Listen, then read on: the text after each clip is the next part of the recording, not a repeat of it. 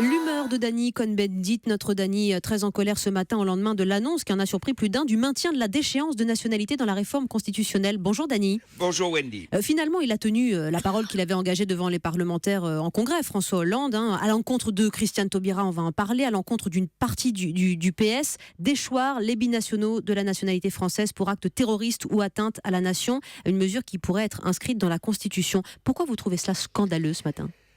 C'est une erreur morale, c'est une faute terrible, pour la simple raison. D'abord, il faut dire qu'est-ce qu'est une constitution. Une constitution, ce n'est pas une boîte à outils pour lutter contre le terrorisme. Une constitution, c'est là pour définir les valeurs du vivre ensemble et les modalités de ce vivre ensemble. Et aujourd'hui, en introduisant la déchéance, eh bien, vous introduisez la suspicion.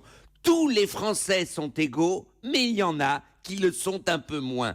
Et ça, c'est terrible, parce que toute l'idée de la République, de la légalité, eh bien, s'effondre avec cette déchéance. Oui, mais Dany, moi j'ai du mal à vous suivre, je suis désolée. Cette mesure très symbolique, elle me permet, moi, citoyenne française, de n'avoir plus rien à voir avec ceux qui commettent l'horreur. Et qu'est-ce qu'il y a de choquant là-dedans ? Parce que c'est un réflexe spontané. Mais Wendy, vous n'avez rien à voir avec Monsieur Papon, vous n'avez rien à voir avec Monsieur Pétain, vous n'avez rien à voir avec les Français qui tuent, qui violent, qui assassinent. Ça existe, ça. Il est évident qu'aujourd'hui, il y a des meurtriers, des assassins, mais ça n'a rien à voir avec la Constitution. Il y a des Français qui sont formidables, il y a des Français qui sont horribles, il y a des binationaux qui sont formidables, il y a des binationaux qui sont horribles. Ça n'a rien à voir dans la Constitution. Enfin, qu'est-ce que c'est que cette histoire ? La Constitution qui est censée pour vous protéger la nation des dérives, on vous entend bien. Alors, il a suivi son instinct, François Hollande, et il met à mal la position de Christiane Taubira. Elle doit faire quoi, Christiane Taubira, pour paraphraser Jean-Pierre Chevènement ?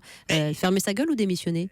Moi, je dis que aujourd'hui, Christiane Taubira est dans la situation de Bernard Kouchner quand il a été au gouvernement de Sarkozy. Après le discours de Grenoble, après les sorties de Sarkozy contre les Roms, eh bien, moi, je disais à mon copain Kouchner, tu dois sortir du gouvernement. C'est à Christiane Taubira de décider. Mais une chose est sûre aujourd'hui, elle ne l'a pas fait, mais Noël peut porter conseil. Noël peut porter conseil, et surtout pour une raison très simple. Imaginez de moins que le Front National se radicalise et que Madame Le Pen devienne présidente de la France et qu'il y a une dérive de la société. Eh bien, vous verrez que les déchéances, eh bien, vont s'accumuler. Je dis et je le redis, j'espère que François Hollande ne trouvera pas la majorité des 3/5, sinon il doit se présenter à la primaire de la droite.